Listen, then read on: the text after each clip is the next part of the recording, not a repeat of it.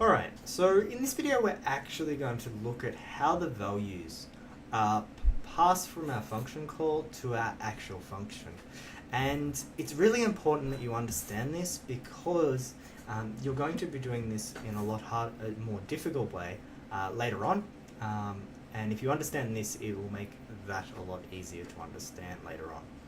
So what we're going to do here is we're going to look at the scope again. So remember, we can draw a box to represent our scope. This is the scope of main. Okay, we have this input. I'm not too worried about that. I'm going to ignore that for this problem. Okay, what we're more concerned about is what's happening inside this do while loop. So first thing that's created is this x variable, then this b variable. They're not initialized at the moment, so we don't know what value they are.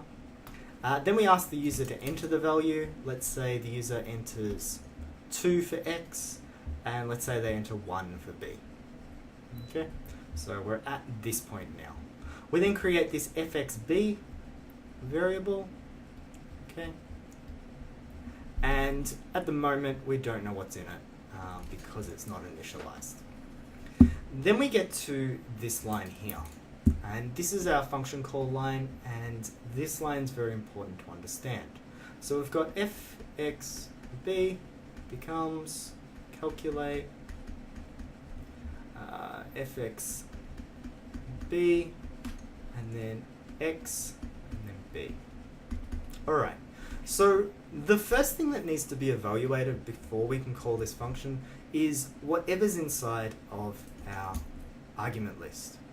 So we have to evaluate x, and x evaluates to 2, and we have to evaluate b, and b evaluates to 1. Okay, so we're not passing the actual variable, we're just passing the value stored inside of the variable. And this is called pass by value, and we're going to learn a different way of passing later on. So we've got 2 and 1 here, and they're going to be passed to our function. So the first thing that happens before we pass those values is we set up the scope of this function. So this happens all automatically. So we've got our calculate f of xb. Notice that we're in a completely different scope now. Okay, and the other thing that happens is whatever's in this parameter list gets created. Okay, so we've got our 2 new variables called xin and bin. Then the values are passed in. Okay, so we're just taking the values, we're not taking the variable. Okay, so we get a 1 here. Now this is really important. So for example, if I had xin becomes 7 in this scope, it would change this to a 7 but not affect this x. Okay, really important to understand. But that's not what we're doing. We passed in 2. Okay, then we create this g of xb, and we have to evaluate the right hand side. So we've got 4 times 2, which is 8, minus 8 minus 1, which is 8. So we've got 8 minus 8, which is 0. We then get to the next line and we create this f of xb out. And then we go to this if statement. If g of x and b is greater than 0, well, it's not, so we go to the else, okay, because it's equal to it, and we have to calculate this here. So we've got 2 times 2 times 2, which is 8, minus 0, so we've got 8. So we've got 8 stored in here. Now we get to the return, and just like a function call, we need to evaluate this. So we've got fxb out. Now we don't pass the variable, we pass the value that's inside. So this needs to be evaluated, and we get 8, and the 8 is returned. Okay, so the 8 is returned, okay, making this whole big line here just 8. Okay, and then we take that 8 and store it in here.